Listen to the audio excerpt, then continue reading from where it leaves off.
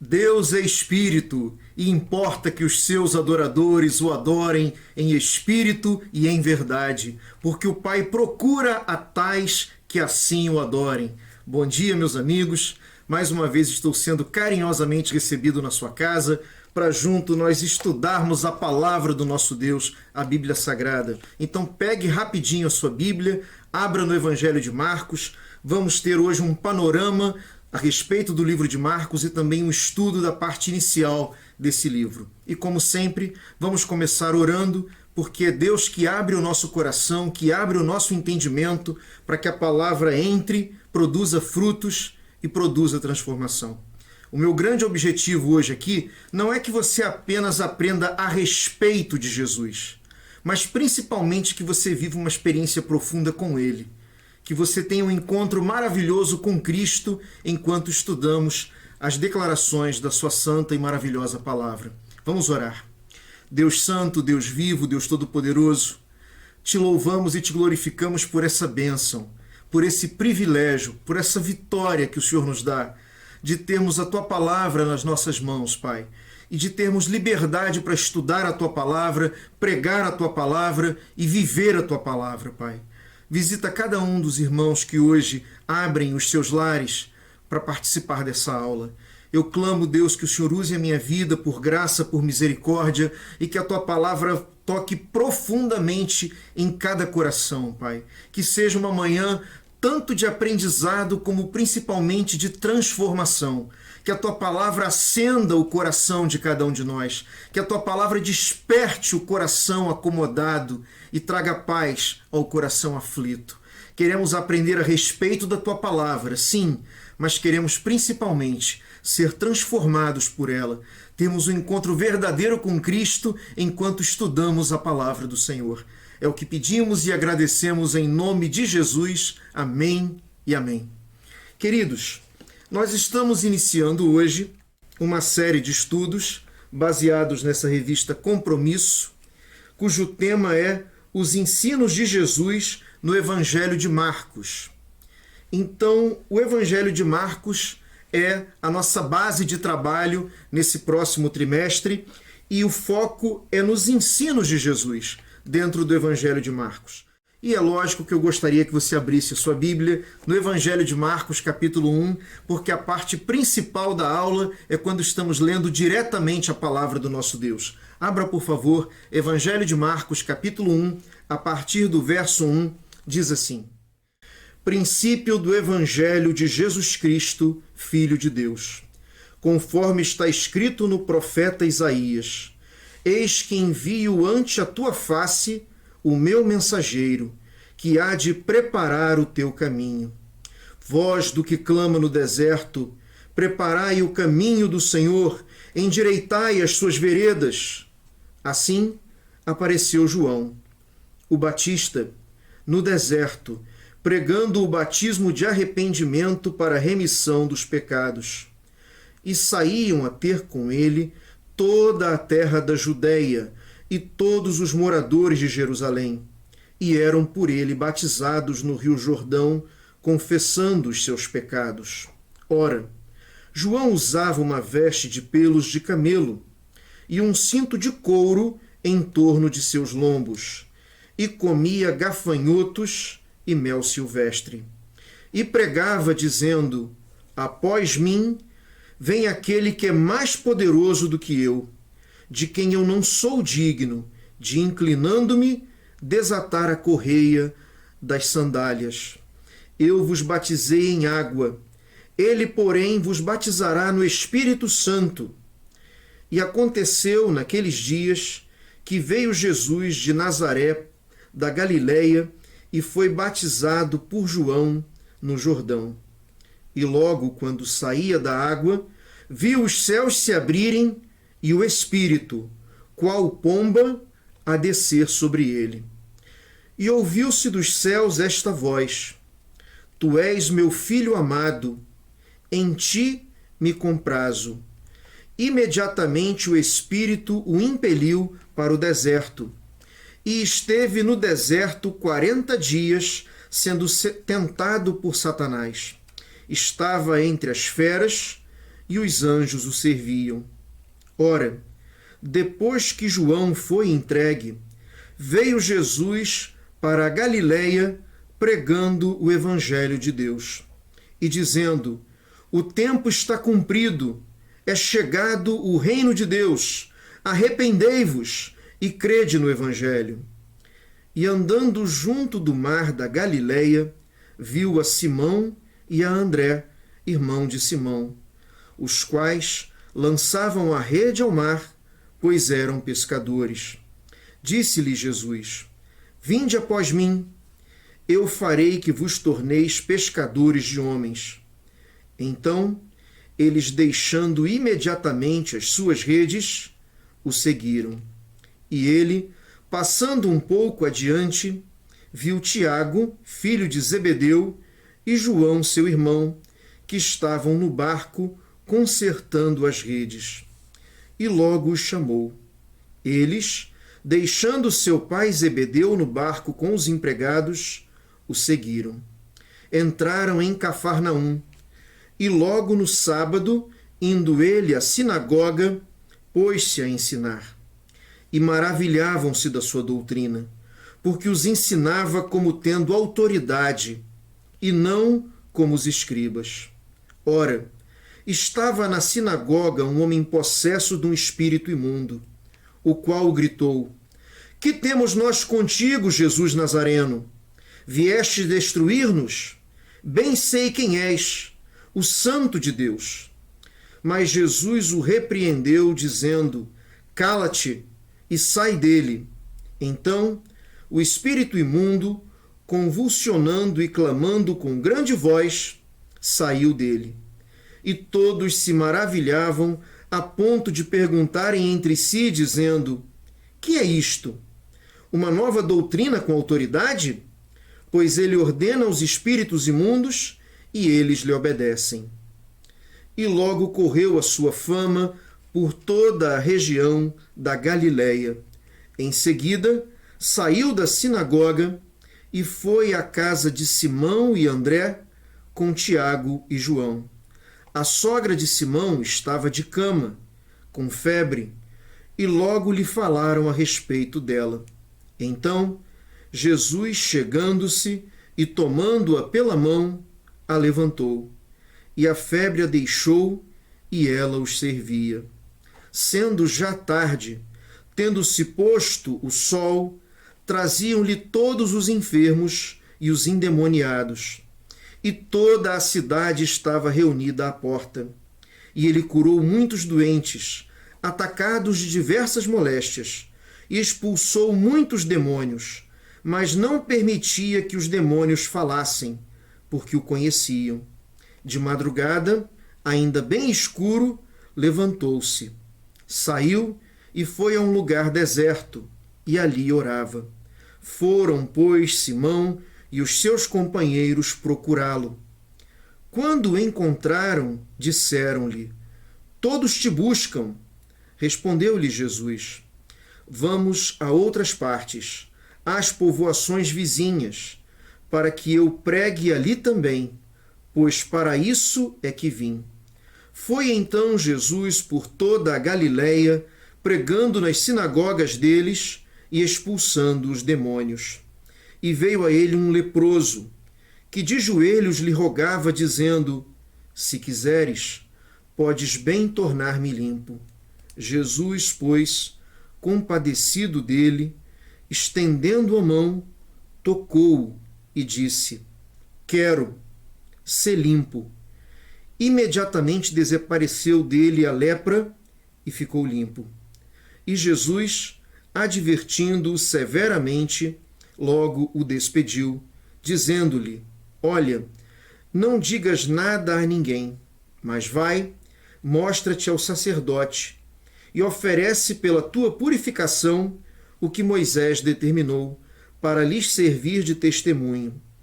Ele, porém, saindo dali, começou a publicar o caso por toda a parte e a divulgá-lo, de modo que Jesus já não podia entrar abertamente numa cidade, mas conservava-se fora, em lugares desertos, e de todos os lados iam ter com ele. Só até aí, que Deus abençoe a leitura dessa palavra para a nossa vida e para o nosso coração. Queridos, para começar a falar a respeito do Evangelho de Marcos, é muito importante entender quem é esse Marcos que escreve esse Evangelho. Você sabe que Deus usou 4 pessoas para escreverem os Evangelhos: Mateus, Marcos, Lucas e João. Cada um deles tinha um destinatário específico, tinha um público específico. Eles estão contando a mesma história, mas cada um está dando ênfases em pontos diferentes. E para conhecer de forma completa a vida e a obra de Jesus em relação àquilo que nos está revelado na Bíblia, é necessário ler os 4 evangelhos e ir somando as informações. Exatamente porque nesses pontos em que mais de um evangelista toca no mesmo assunto e conta a mesma história, pegando os detalhes que estão em cada um dos evangelhos e somando esses detalhes, nós vamos ter uma visão clara e completa de como foi que tudo aconteceu. Os judeus tinham uma prática que eles consideravam como verdade algo que tivesse pelo menos 2 testemunhas que pudessem contar e registrar aquele fato. E Deus dá o dobro, põe 4 pessoas escrevendo os 4 evangelhos, exatamente para que não ficasse dúvida alguma a respeito daquilo que está revelado na sua palavra.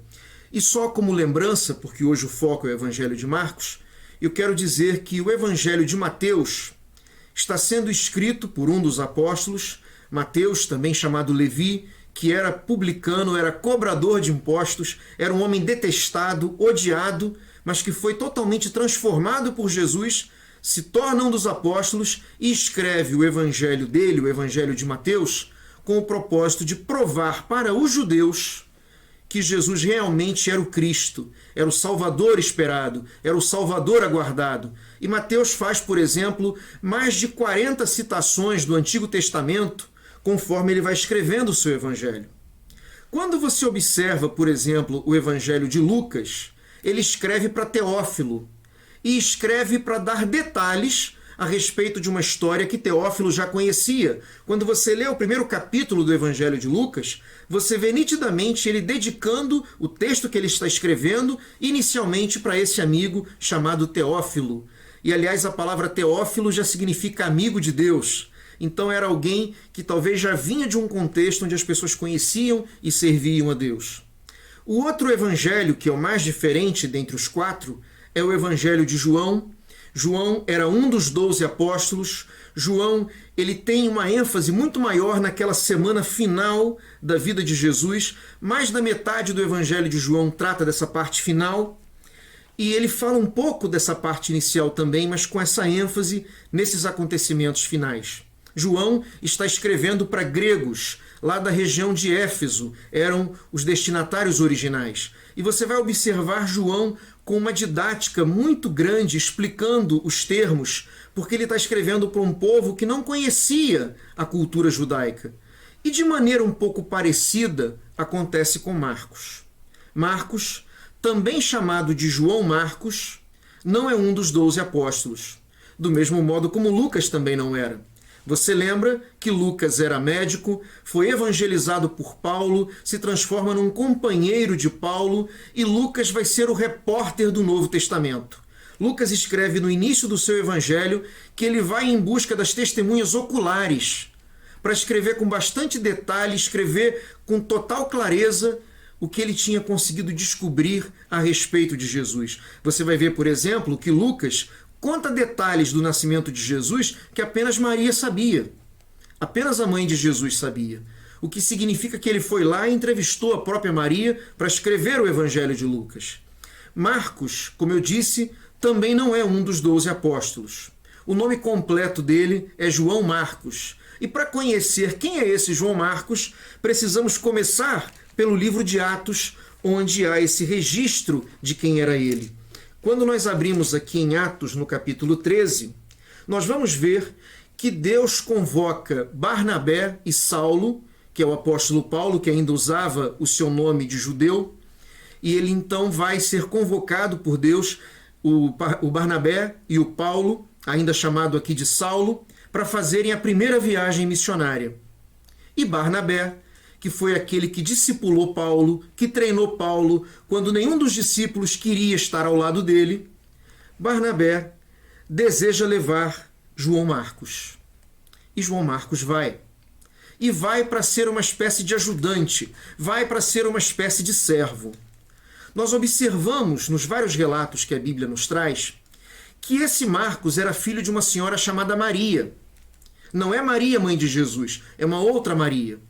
É uma Maria que abria a sua porta para reuniões de oração.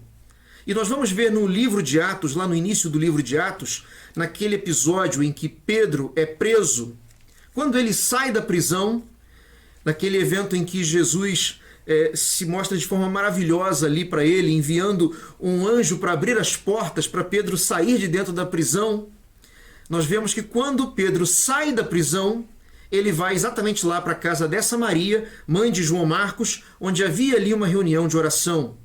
Então era uma família que tinha esse vínculo já com o próprio Evangelho. Mas eu percebo que esse João Marcos, pessoalmente, ainda não tinha uma vida com Deus, provavelmente. Porque ele vai com Barnabé e com Paulo para uma viagem missionária e no meio do caminho ele desiste e vai embora. Nós vamos ver isso aqui em Atos capítulo 13, versículo 13, que diz assim: Tendo Paulo e seus companheiros navegado de Pafos, chegaram a Perge, na Panfilha.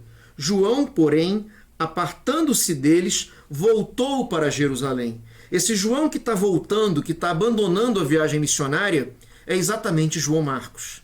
Eu acredito que a mãe de João Marcos, que era uma pessoa já comprometida com o Evangelho, eu imagino ela chegando lá para Barnabé e falando: Barnabé, leva meu filho nessa viagem, leva ele como ajudante, quem sabe ele lá não se converte, quem sabe ele não tem uma experiência ali com Cristo e vive uma transformação.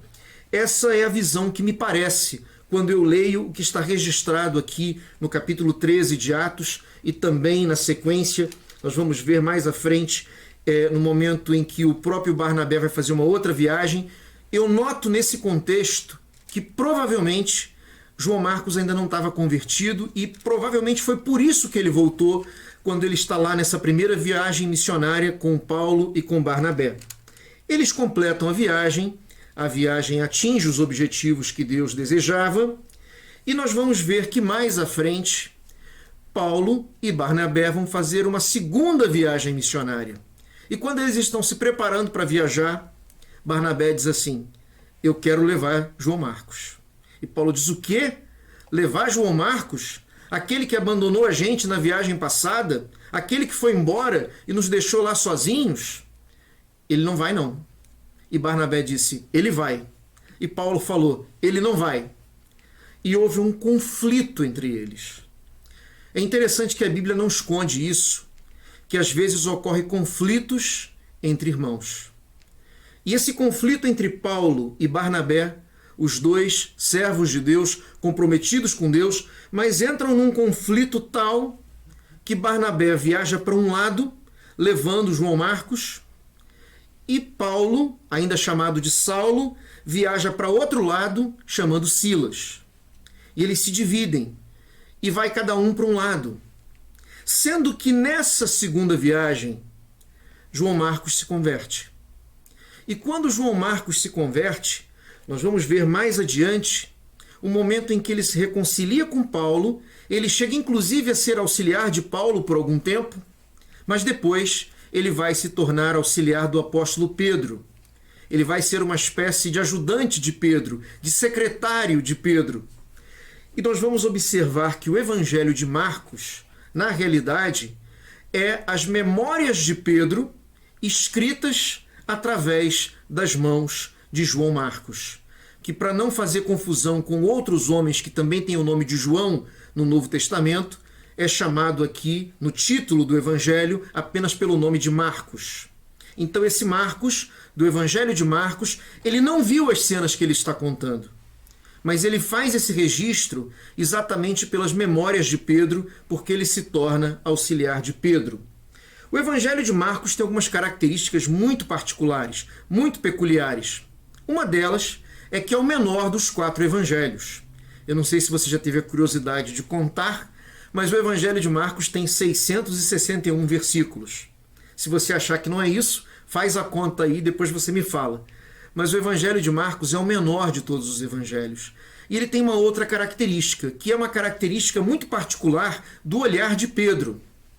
Pedro era o homem da ação, não tanto dos discursos, embora a Bíblia até registre discursos feitos por Pedro no livro de Atos, em que o Espírito Santo toma Pedro para que Pedro pregue cheio do Espírito Santo.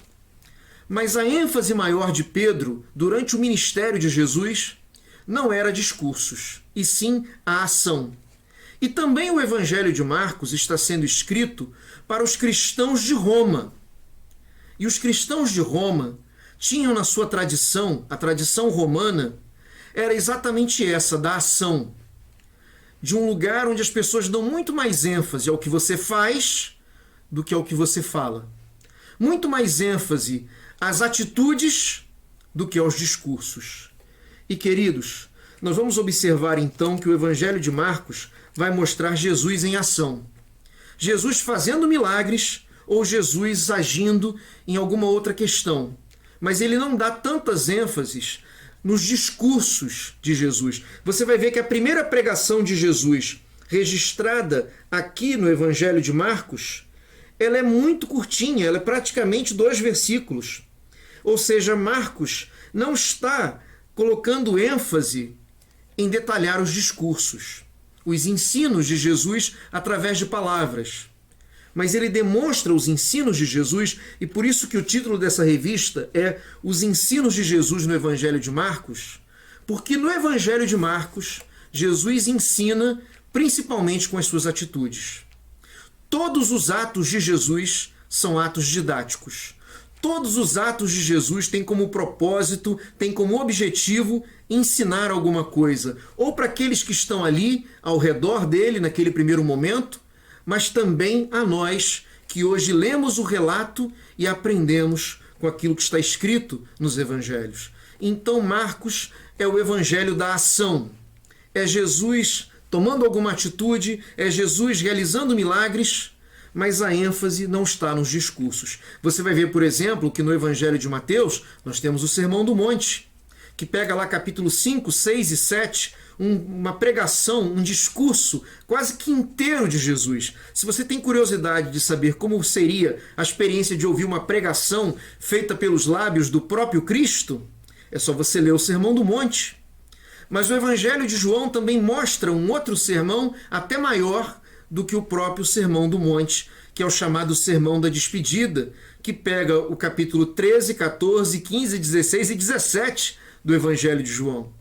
Então esse Sermão da Despedida, em que Jesus reúne os seus apóstolos para fazer uma revisão de tudo que ele tinha ensinado durante os 3 anos de ministério, aquela noite que era uma noite de despedida, é o maior sermão de Jesus registrado na íntegra em um dos evangelhos. Está lá no Evangelho de João, capítulo 13, 14, 15, 16 e 17. Marcos, então, como eu disse, mostra Jesus em ação. Eu confesso para vocês que o grande desafio dessa aula é saber quais são os pontos que eu vou comentar e quais os pontos que eu vou pular por causa do tempo. Porque realmente cada versículo desse dá vontade de mergulhar e dar um monte de explicações que com certeza são abençoadoras e são edificantes para as nossas vidas. Deixa eu fazer um comentário rápido aqui dos capítulos que estão registrados nessa revista, já que essa revista é a base desse estudo do Evangelho de Marcos, até para que vocês notem quais são as ênfases que são dadas pela revista ao estudar esse livro e estudar esse assunto. A primeira lição tem como título O Início do Ministério de Cristo. A segunda, os desafios do ministério de Jesus. A terceira, parábolas e milagres. A quarta, Jesus faz toda a diferença. A quinta, o Evangelho em outras paragens. A sexta, alguns momentos especiais. 7, afirmação e confronto. 8, bênção e desafio. 9, chegada a Jerusalém. 10, ensinos e exemplos. 11, o sermão profético. 12, o caminho para a cruz. 13, julgamento, morte e ressurreição de Jesus. O Evangelho de Marcos, exatamente por ser o evangelho mais curto dentre os 4, se você for observar, por exemplo, no YouTube, você vai ver que tem várias pessoas lendo o Evangelho de Marcos, tem várias traduções bíblicas sendo utilizadas ali para a leitura do Evangelho de Marcos, e dependendo de quem for o que você escolher ali, você pode ouvir o Evangelho de Marcos inteiro em menos de 2 horas. E eu queria incentivar você a fazer realmente isso. Principalmente você que tem mais dificuldade com a leitura ou tem dificuldade com a prática da leitura e começa a ler, começa a dispersar a atenção. Eu queria te incentivar a ouvir o Evangelho de Marcos por inteiro antes de você começar a estudar o Evangelho de Marcos, exatamente para que você tenha essa noção mais completa daquilo que o Evangelho de Marcos tem como conteúdo para nos passar. Eu quero fazer alguns destaques desse capítulo 1, porque na verdade a lição número 1, ela tanto tem essa tarefa de dar uma abordagem ampla de tudo aquilo que vai ser ensinado durante todo esse trimestre, mas também tem como foco mergulhar nesse capítulo 1 e nesse capítulo 2 do Evangelho de Marcos. Então, eu quero fazer alguns destaques nesse capítulo 1. Observe que o Evangelho de Marcos começa dando uma ênfase aqui ao momento em que surge João o Batista. Você tem na cabeça esse roteiro básico de como foi o início do ministério de Jesus? Quais foram as ações principais? Qual foi esse roteiro inicial do Evangelho? Eu acho que é muito importante que você compreenda isso. Entenda que Jesus, ele é batizado por João Batista já com 30 anos. Até os 30 anos, Jesus estava lá na carpintaria de José. Se você precisasse de uma peça de madeira, quem sabe uma cadeira, quem sabe uma mesa, você iria bater lá na porta se José tivesse saído para fazer alguma coisa, para buscar algum material. Quem iria te receber na carpintaria seria o próprio Jesus. E você ia encomendar uma mesa, uma cadeira, e ele ia falar para você dos materiais, das diferentes tipos de madeira que aquela mesa poderia ser feita.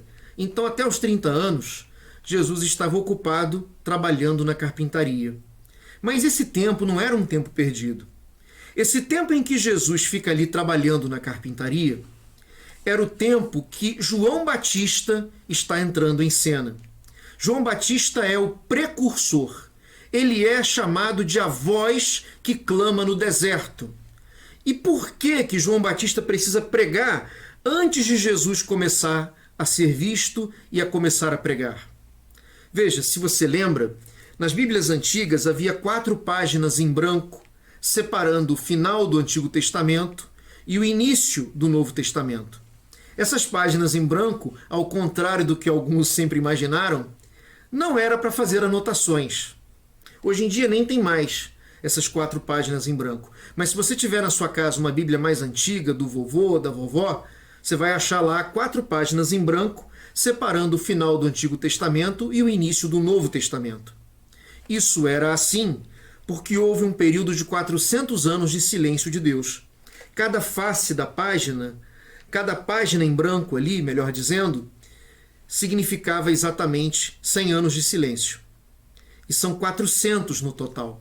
Assim que encerra o Antigo Testamento, o povo já havia voltado da Babilônia, que foi o segundo exílio do povo de Deus. O primeiro foi lá no Egito, o segundo foi na Babilônia. Quando eles retornam da Babilônia, eles estão reconstruindo Jerusalém, eles estão reconstruindo o templo e se encerra, nesse contexto, o Antigo Testamento. Você vai lembrar que Daniel tinha tido uma visão com vários reinos que iam se suceder. Isso vai acontecendo durante aquele período em que eles estão lá no exílio da Babilônia. E quando esse período termina, o Império Grego começa a tomar força. E esse período interbíblico é o Império Grego que está exercendo a força ali mundial na maior parte daquele período. E é muito interessante que quando o Império Romano domina o grego, eles mantêm essa visão que a Grécia já havia imposto quando eles mandavam e governavam no mundo conhecido, de tratar o grego como sendo uma língua comercial. Eles não impõem o latim, que era a língua romana, para substituir o grego, que havia sido muito divulgado durante um momento em que a Grécia domina sobre o mundo conhecido. Isso significa que quando o Novo Testamento é escrito em grego, fica fácil para todo mundo compreender. Porque conforme o Império Grego ia dominando os vários povos, eles obrigavam esses povos dominados a aprenderem também o grego. E por isso faz parte dessa preparação para a vinda de Cristo que todos pudessem compreender um certo idioma, que no caso era o grego koiné, o grego do povo, para que a mensagem fosse claramente compreendida por todos que ouvissem a pregação do Evangelho. E queridos, como eu estava dizendo, nesse período do silêncio, foi um período que o povo também ficou com o coração muito endurecido. O povo se sentiu como que abandonado. Era a sensação do coração do povo. Porque não havia nesse período profeta que falasse em nome de Deus para o povo.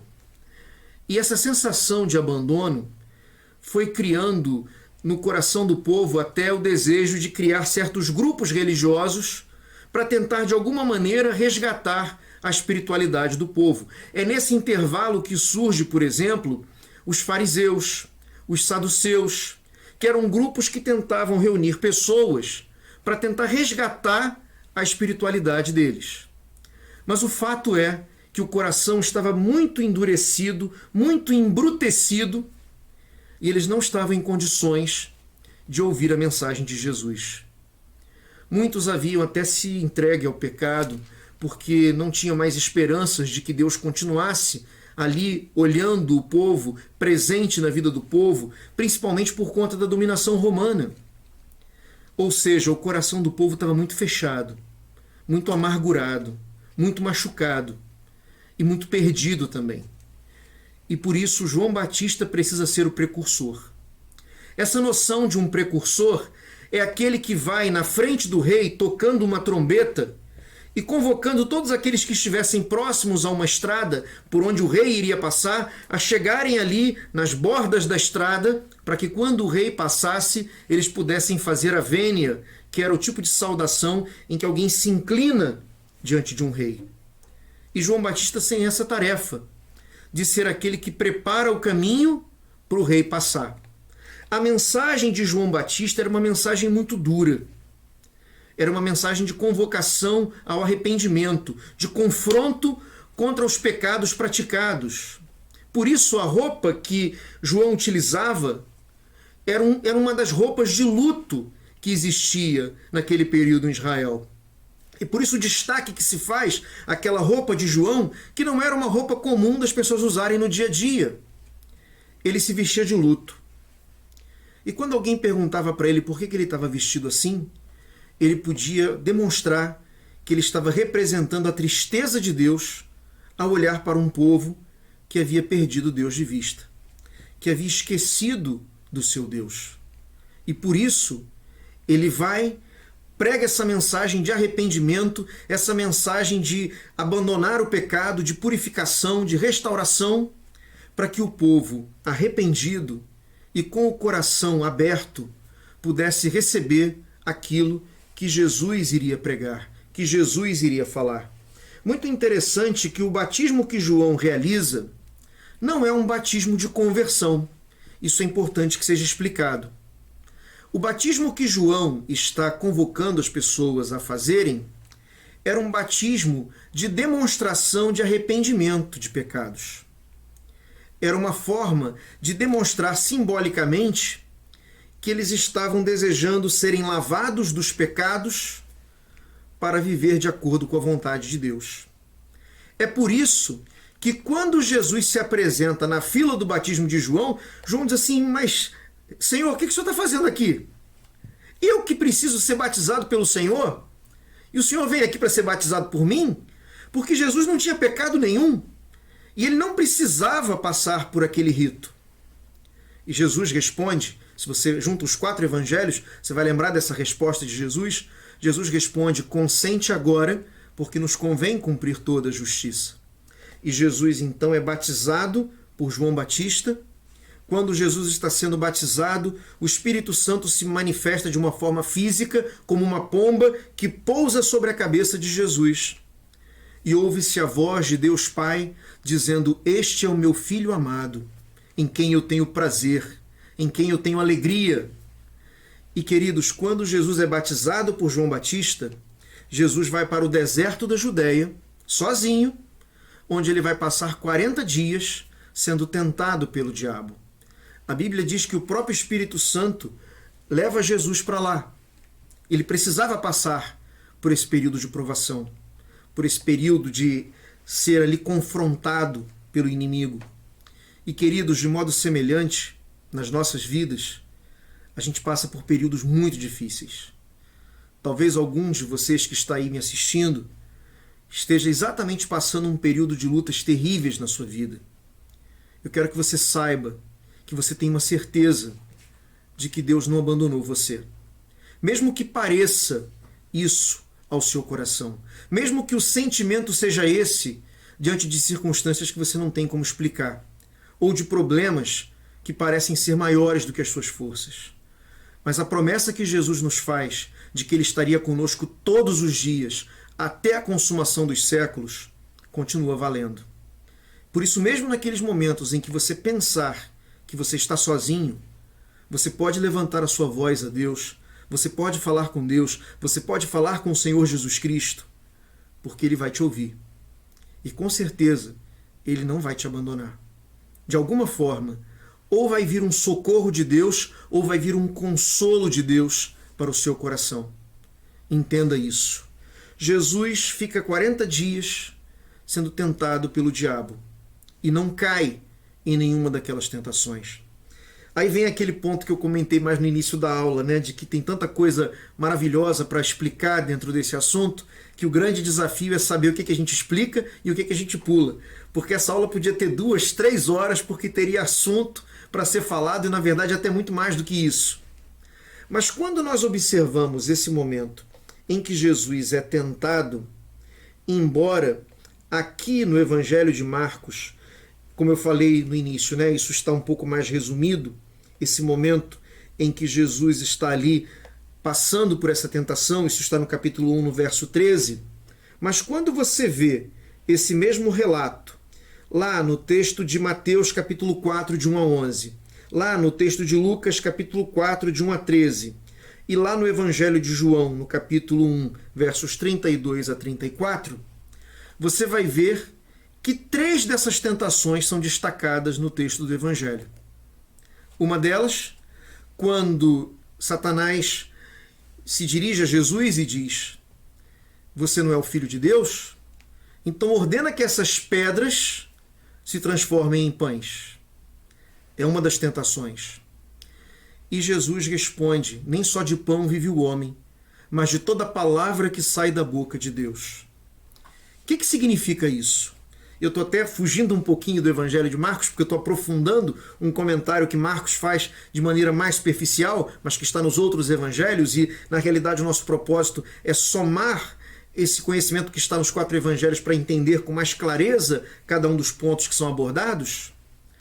Mas esse ponto específico, essa tentação, significa as tentações que mexem com o nosso biológico.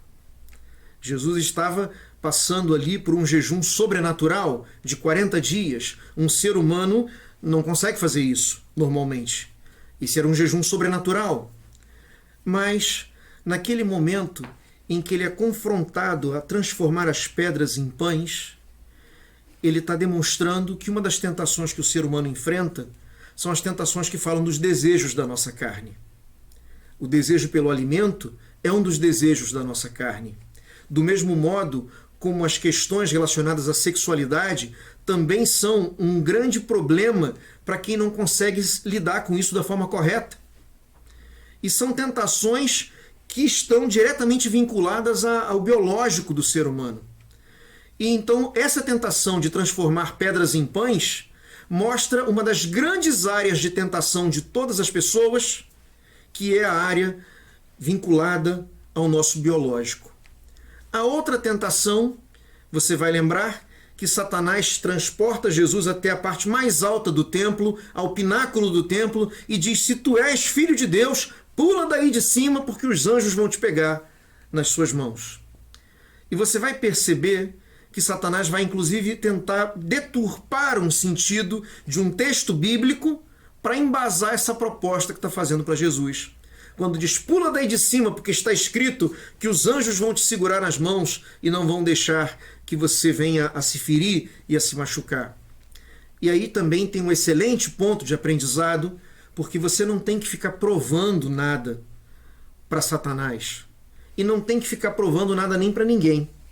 Na verdade, o nosso propósito tem que ser viver de tal maneira que a nossa vida seja agradável ao nosso Deus. Se o seu propósito é ser fiel a Deus, se o seu compromisso for com Deus, você vai ter as atitudes certas. Independente se alguém está te vendo ou se você está sozinho, em uma situação que ninguém teoricamente iria te ver. Quando o seu compromisso é com Deus, seja na presença de pessoas ou seja sozinho, você vai lutar para viver com integridade, porque o seu compromisso é com Ele. Mas observe que quando Jesus é tentado a se jogar lá do alto do pináculo do templo, ele diz: eu não vou fazer isso, porque está escrito: não tentarás ao Senhor teu Deus. Então Jesus vai usar em cada uma das tentações o texto de Deuteronômio, se você depois pesquisar você vai ver, para responder às tentações que o diabo levanta ali contra ele. E essa tentação de pular ali do pináculo do templo é uma tentação muito grande que todo ser humano também passa, que não está vinculada ao biológico como a primeira, mas está vinculada a um desejo de aplausos que o ser humano tem, um desejo de reconhecimento, um desejo de receber elogios, um desejo de ser aplaudido, de ser ovacionado. É uma necessidade humana ser aplaudido, ser reconhecido, ser valorizado pelos outros. E essa também é uma área em que o inimigo vai tentar você. E é importante que você compreenda que você jamais tem que fazer alguma coisa errada para poder provar alguma coisa para alguém. A integridade de cada um de nós tem que ser vinculada ao nosso compromisso com Deus. Enquanto você mantém vivo o seu compromisso com Deus, você vai agir da forma certa. E a terceira tentação é quando Satanás diz assim: olha, tudo te darei se prostrado me adorares. Ele diz: esse mundo todo é meu, eu dou para quem eu quiser e eu posso te dar tudo se você me adorar prostrado. E Jesus diz: vai-te, Satanás, porque está escrito: somente ao teu Deus adorarás e somente a Ele prestarás culto. Essa terceira tentação, ela está vinculada a uma área também muito importante da vida humana. Essa terceira tentação em que ele está ali oferecendo todas as coisas, o poder, ele diz que tem sobre tudo e que daria isso para Cristo. Então a terceira tentação que bate fundo contra o ser humano é essa tentação de poder, de autoridade, de ser capaz de mandar e de governar sobre outras pessoas, de ter autoridade sobre outras pessoas, um desejo de poder, um desejo de controle. É uma tentação que também derruba muita gente. Na verdade, volto a dizer que o nosso foco tem que ser sempre o de servir a Deus e de estar no foco daquilo que Deus deseja para a nossa vida. Se em algum momento você tiver a oportunidade de estar numa posição de destaque ou de autoridade, faça isso de joelhos diante de Deus, lembrando do seu compromisso com Ele. Se você fizer dessa forma, você vai ser um bom dirigente, você vai ser um bom governante, você vai exercer a autoridade de forma que vai ser bênção para você e por aqueles que são dirigidos através de você. Queridos, logo depois nós vamos observar ainda aqui no capítulo 1 a chamada dos primeiros discípulos. Nós vemos Jesus caminhando na beira do mar da Galileia e ele chama Pedro e André e chama João e Tiago. Na verdade, aqui é uma versão resumida disso. Quando você pega os outros evangelhos, você vai ver que André vem primeiro. E que antes dessa chamada aqui, André já estava ouvindo as mensagens de Jesus. E já havia deixado João Batista, porque André tinha sido antes discípulo de João Batista, e depois ele então vem e passa a seguir Jesus, quando o próprio João Batista diz de forma clara perante todos que Jesus era o Messias que estava sendo aguardado. E aí o André se torna discípulo do próprio Jesus. Mas eu acho muito interessante que quando ele chama esses irmãos para serem mensageiros do Evangelho, para pregarem o Evangelho, ele faz de uma forma muito linda. Inclusive tem, e aí vou de novo fugir um pouquinho do Evangelho de Marcos para poder detalhar essa história que está sendo citada aqui, quando você pega o texto de Mateus, capítulo 4, versos 18 a 25, e quando você pega o texto de Lucas, capítulo 5, dos versos 1 ao 11, você vai ver aquela cena em que Jesus está ali na praia, um grupo começa a se aproximar dele, e Jesus então pede permissão para entrar no barco de Pedro, para poder pregar do barco para aqueles que estavam ali na beira da praia, ouvindo. E Pedro, que havia voltado de uma noite inteira, de uma madrugada inteira de pescaria, e estava ali organizando seu material, ele cede, e então Jesus entra no barco de Pedro, Pedro afasta um pouquinho para dentro d'água, e dali de dentro do barco de Pedro e André, Jesus faz uma linda pregação que abençoa todos aqueles que estão ali para ouvir. E quando acaba aquela pregação, Jesus vai expressar gratidão a Pedro. Entenda que tudo o que você faz para Deus, quando você faz com amor, quando você faz de coração, Deus sempre vai te retribuir. Deus nunca vai ficar te devendo algo que você faça por Ele, que você faça em prol da obra dEle, que você fique sem receber a sua devida recompensa. De alguma forma, por algum caminho, Deus vai fazer uma recompensa chegar para aquele que serve a Deus dessa forma. E queridos, quando Jesus termina de pregar, ele diz isso para Pedro: Pedro, vamos voltar lá para dentro d'água e vamos pescar. E Pedro diz assim: mestre, nós trabalhamos a noite toda. Dava bastante trabalho aquele tipo de pescaria que eles faziam. Eles iam soltando uma rede muito comprida e depois iam fechando aquela rede para tentar pegar os peixes que estivessem ali. E, inclusive, eles faziam isso com os dois barcos. Era necessário o auxílio de um barco onde estava Pedro e André e o outro onde estava João e Tiago, para fazerem esse lançamento das redes que depois eram fechadas para pescar. Dava bastante trabalho.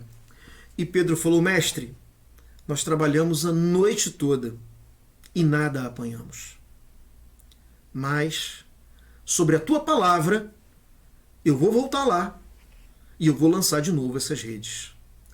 Queridos, às vezes, depois de um tempo de empenho, de sacrifício, de luta, você está realizando um trabalho e aparentemente os frutos são poucos, os frutos são pequenos.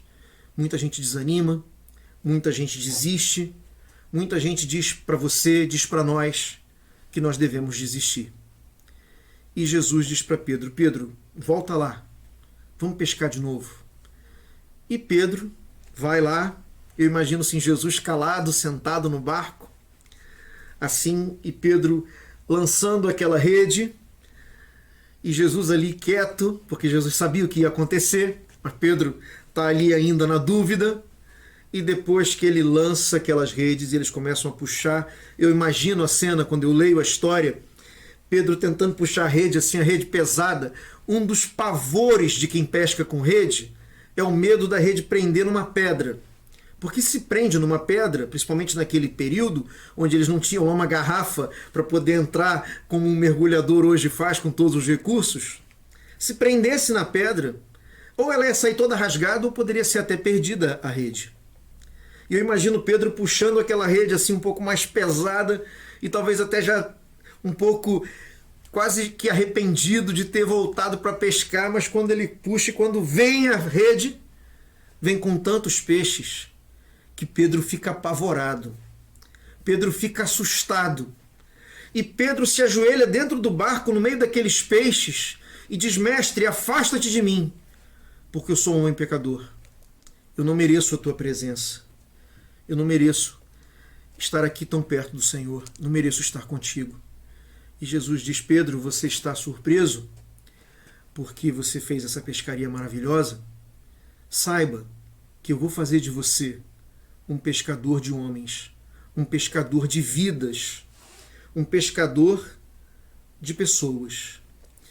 E como a gente infelizmente já está caminhando para o final dessa aula, quando eu teria muito mais para dizer, né? Como eu sempre brinco com vocês, eu lembro de quando Jesus havia morrido. Pedro está sentindo aquele buraco na alma, no coração, aquele vazio, como se o chão tivesse sumido debaixo dos pés dele. E Pedro, se você lembra da história, isso está registrado lá no Evangelho de João capítulo 21, falando desses 4 evangelhos que se entrelaçam para contar a história completa, como eu disse no início dessa aula. Pedro diz assim, olha, eu não sei o que vocês, outros apóstolos, vão fazer, mas eu vou voltar a pescar, porque é o que eu sei, é o que eu sempre fiz a minha vida inteira, e eu vou voltar a pescar. E os outros discípulos dizem, nós vamos contigo. Para onde que nós vamos? O que nós vamos fazer? Nós já perdemos os nossos empregos. Jesus morreu, Jesus está morto. Nós vamos pescar contigo, ensina a gente a pescar. Vamos nos tornar pescadores. A gente precisa seguir com a vida, agora que Jesus não está mais aqui. E eles lançam a rede e tentam pescar a noite toda. Lá em Israel, esse tipo de pescaria, a pessoa saía no final da tarde, porque à noite em Israel, por incrível que pareça, faz frio. Como a umidade do ar é pouca, de manhã é muito quente e à noite é muito frio. Então o peixe não estraga quando é pescado à noite lá, por conta do frio que faz durante as noites. E é por isso que eles principalmente pescam essa hora da noite quando eles vão com redes. E eles estavam lá, lançaram as redes novamente, e eles observam um homem na beira da praia que a princípio parecia ser um pedinte, porque era comum que pedintes se aproximassem quando os barcos de pesca estavam voltando para a terra, quando já ia amanhecendo o dia, para pedir aqueles peixes mais baratos que não valia a pena vender, mas que vinham junto na rede, quando eles puxavam a rede. E eles observam um homem que está lá na beira da praia, em pé, e que diz assim para eles, filhos, tendes aí alguma coisa para comer? E alguém do barco responde, não, tentamos pescar a noite toda e nada apanhamos. E aquela voz do desconhecido que está na beira da praia diz assim, lancem a rede do lado direito do barco, porque vocês vão encontrar. E aquela palavra vem como uma flecha no coração de Pedro, porque é a palavra que Pedro ouviu quando ele foi chamado para servir a Jesus. 3 anos antes, no dia em que ele conhece Jesus pessoalmente, quando ele faz aquela pesca anterior, maravilhosa, por um milagre de Jesus, e ele ouve a mesma frase sendo dita por aquele desconhecido que está na beira da praia. E eles lançam as redes, e quando eles tentam puxar, vem tanto peixe, que o barco quase que afunda. E Pedro diz, é o Senhor, é Ele que está ali. E ele então veste a parte de cima da roupa, porque ele só estava com a parte de baixo, se joga na água e vai nadando rapidamente até a beira, não espera para voltar junto com os outros no barco, ele está ansioso para ver Jesus de perto. E ele chega e ele se prostra diante de Jesus e vê Jesus já com alguns peixes assados sobre brasas, com pães preparados, Jesus com um alimento preparado para fortalecer e consolar o coração dos seus servos. E naquele mesmo momento, diante daquela fogueira, do mesmo modo como Pedro nega Jesus diante de uma fogueira 3 vezes na casa do sumo sacerdote, Jesus pergunta para ele 3 vezes, também diante de uma fogueira, se Pedro de fato o amava. E Pedro responde primeiro que sim, e Jesus diz que ele apacentasse as suas ovelhas. Jesus pergunta de novo, Pedro responde que sim. Jesus diz de novo, apacenta as minhas ovelhas. E na terceira vez Jesus pergunta, Pedro, você realmente me ama? E Pedro se entristece e diz, Senhor, tu sabes todas as coisas. Tu sabes que eu te amo. E Jesus diz, cuida das minhas ovelhinhas. E diz, Pedro, quando você era novo, você ia para onde você queria. e você se vestia sozinho, ia para onde você queria. Mas quando você envelhecer, você vai estender seus braços, outras pessoas vão te vestir e vão te levar para lugares para onde você não quer ir. Aproveita o tempo, aproveita a vida, aproveita a tua juventude para servir a Deus. Aproveita e faz isso com todo o seu coração, com toda a sua alma, porque Deus nunca fica devendo para a gente. Sempre nos dá muito mais do que aquilo que nós fazemos por Ele. Meu desejo hoje não era só descortinar o Evangelho de Marcos, ainda que muito superficialmente diante de vocês, mas era principalmente que cada um de nós vivesse esse reencontro como Pedro vive ao se reconciliar com Cristo na beira daquela fogueira. A aula terminou e eu desejo de todo o meu coração que você leia o Evangelho de Marcos, que você estude o Evangelho de Marcos, mas principalmente que você viva um tempo de restauração da sua vida com Cristo, da sua vida com Deus. Mais do que saber a respeito dos ensinos de Cristo, é viver os ensinos de Cristo e estar em comunhão com Ele. Vamos orar? Deus amado, Deus vivo, Deus todo-poderoso, Jesus que nos ouve e que nos responde, toca no coração de todos aqueles que estão acompanhando essa aula. Desperta o nosso coração para querer aprender e conhecer mais e mais a Tua Palavra. Nos ajude a usar esse conhecimento de forma que seja bênção para aqueles que nos cercam e onde tivermos oportunidade de falar a Teu respeito. Mas, Pai, do mesmo modo como o Evangelho de Marcos dá ênfase nas atitudes, nas ações, te imploramos, Pai, que a nossa vida contigo não seja só de palavras, mas seja uma vida de ações, de resultados, que honrem e que glorifiquem o Teu nome. Guarda e protege as nossas vidas, Deus. Abençoa cada um desses que acompanham esse momento, essa aula, e aqueles que vão ver depois. Que seja um tempo de bênção, de restauração e de encontro contigo. Em nome de Jesus, amém e amém. Que Deus os abençoe. Amém.